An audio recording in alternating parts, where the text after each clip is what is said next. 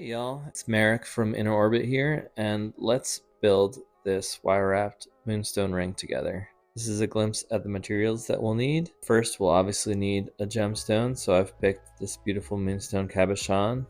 These are 3 lengths of 20 gauge dead soft sterling silver square wire. This is a longer length of 20 gauge half round dead soft, and this is 32 gauge round dead soft. You can also use 30 gauge if you don't have 32. This is for the weaving. For tools, we need wire clippers, square head pliers, and bent nose pliers as well. You don't need these, but these are the ones that I prefer to use in this situation. The 3 lengths of 20 gauge square wires are going to make up the band. They're basically going to pull most of the weight in terms of the main wire that we're using to provide the structure for the ring.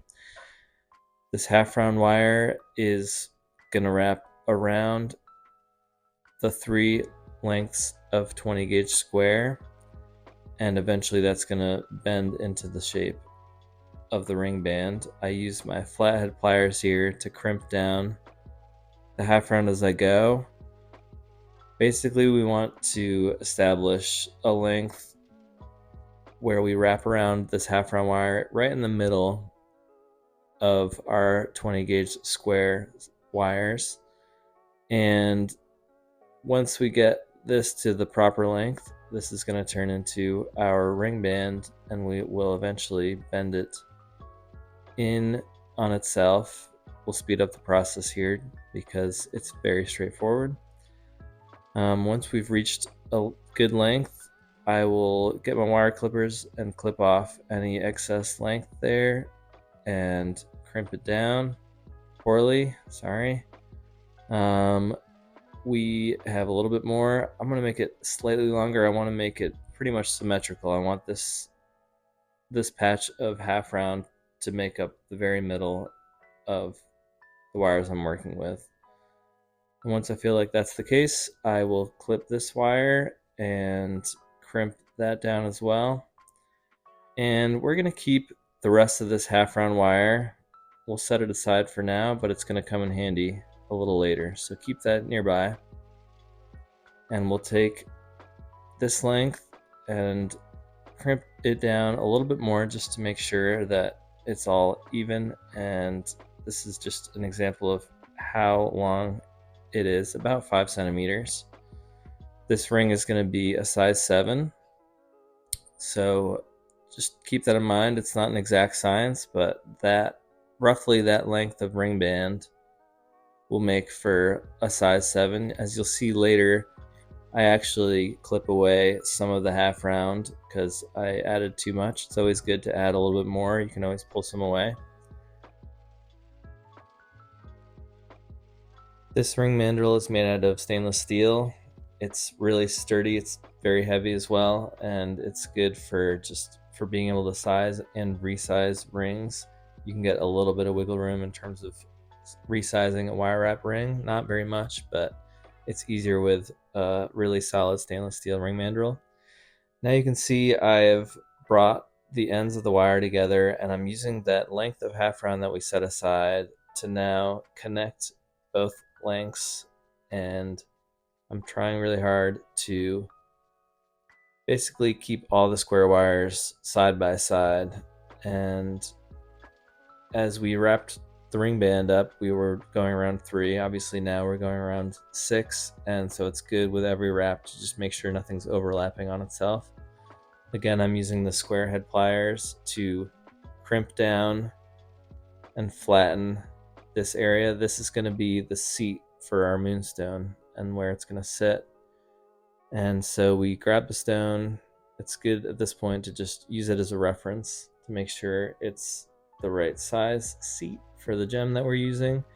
It was a little small. I wrapped it around again, and we'll clip away the excess. And now what we want to do is crimp that down. We're not going to tie these off quite yet because we want to double check that the ring is still a size 7, which it is. As we work the ring, it's easy for it to slightly shift in size, so it's good to keep coming back to the ring mandrel and just making sure that it's the proper size. Now I'm using the square head pliers to just pinch where the moonstone is going to sit, and from there I'm bending up these wires. These are going to eventually come up and around the sides or edges of the moonstone and set it in place.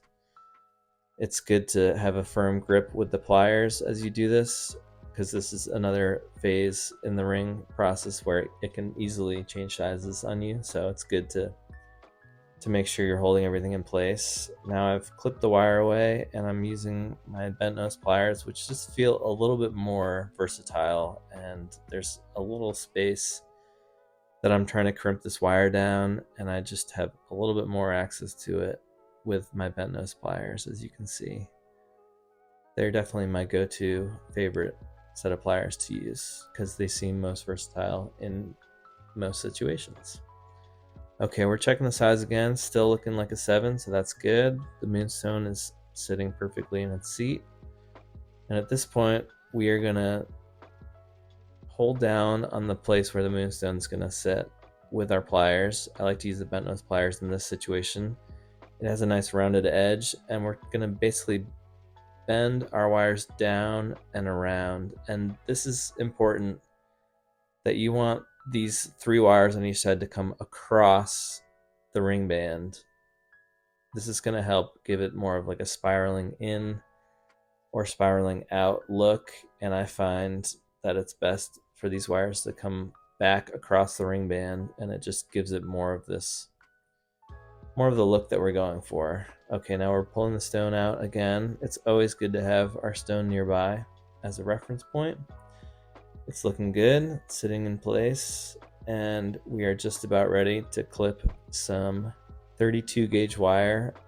Again, if you don't have 32 gauge, 30 gauge is perfectly fine. And we're gonna sort of coax these wires into the shape that we want slowly by bending them.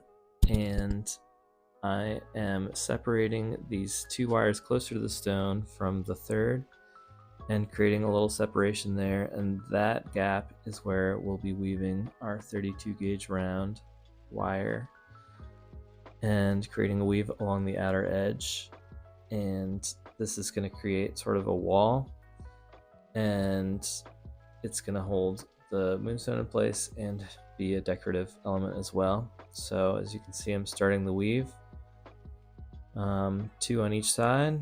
We're going to speed this up here and move all the way along the edge until we reach where the wires intersect with the ring band on the other side. So basically the whole edge of the ring. And once we've done that, we're going to make sure that everything's looking the way it should, and it is. We'll clip away that starter wire, that excess, and we're going to leave the wire that we're working with attached to the piece because we're going to keep working with that. But in the meantime, I cut a second piece of 32 gauge round and the same length as the first, and I'm doing the same weave on the opposite side. Just trying to make a symmetrical ring design, so everything I do on one side I'm going to repeat on the other, and I'm going to weave just as far as I did on the other side, make sure everything's looking good, and it is. We're going to clip away that starter bit, and so everything's looking a little more clean. We're going to bring the stone back into place because it's good to just at this point make sure that it's still sitting properly in its setting.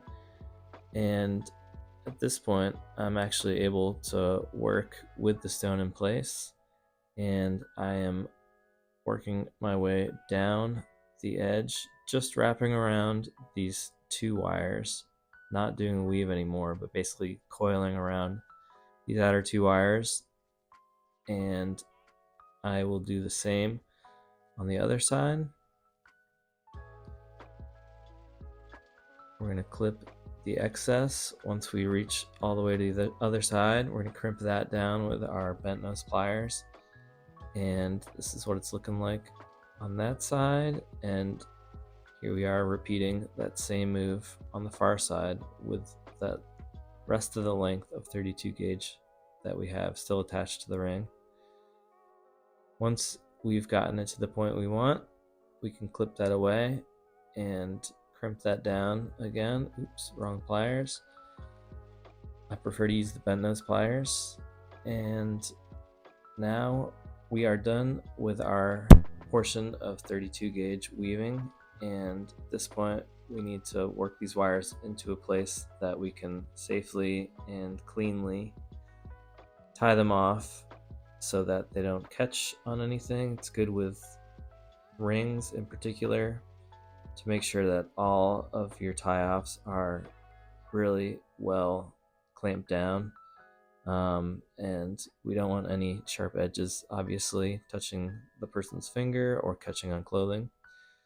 So as you can see, I cut the excess wire that allows me to bring those wires through the bottom of the ring, through the ring band, and we're going to do the very same thing on the other side.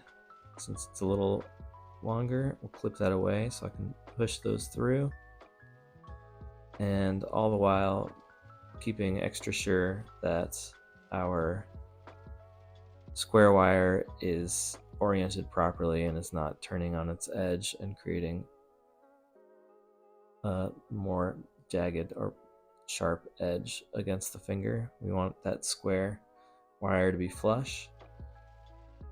And now you can see I'm pulling away a little bit of this half round wire from our ring band. This is so that we have room to tie these wires away, the square wires that is.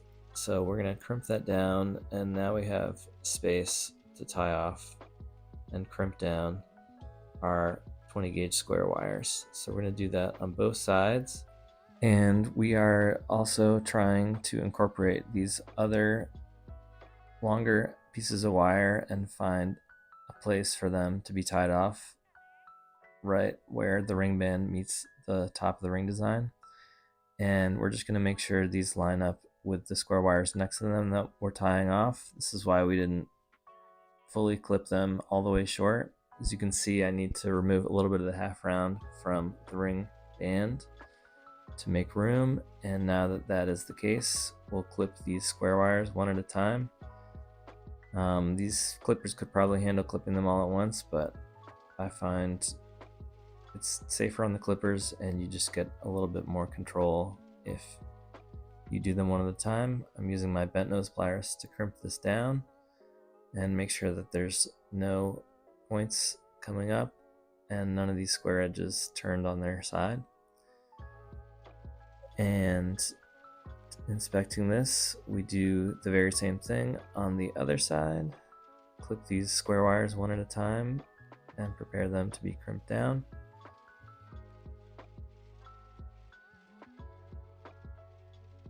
Alright, and now you can see that little bit in there that's sticking up. We can delicately crimp that down further, and this will just make for a smoother, rounder ring, and it'll be more comfortable and it'll be more likely to be the same size, which, checking with the ring mandrel, it is still a size 7. Awesome. Okay, now we're going to take our liver of sulfur gel, and we're going to need only a small amount of this. I boiled water and I poured it in this small plastic dish here, and I'm mixing it in. There's probably about an inch deep, and as you can see, not that much of the liver of sulfur gel is necessary. It's going to turn the water yellowish. It's not going to smell good. This is why we're outside. Putting the ring in, you can see it instantly oxidizes. This video is sped up slightly, but it happens very quickly. Once it's fully oxidized, we're going to pull it out, and it's ready to rinse in the sink, which I go do. So after this, I go rinse it in hot water and dry it off with a paper towel. Once we dried it off, this is what it looks like, fully oxidized.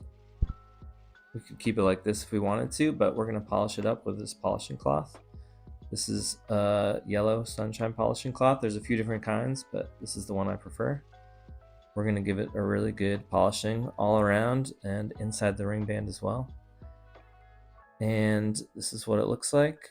we're going to give this a nice wash with soapy water and dry it off. And we have completed our wire wrapped moonstone ring. It's a size 7 in sterling silver. And I hope you found this video helpful.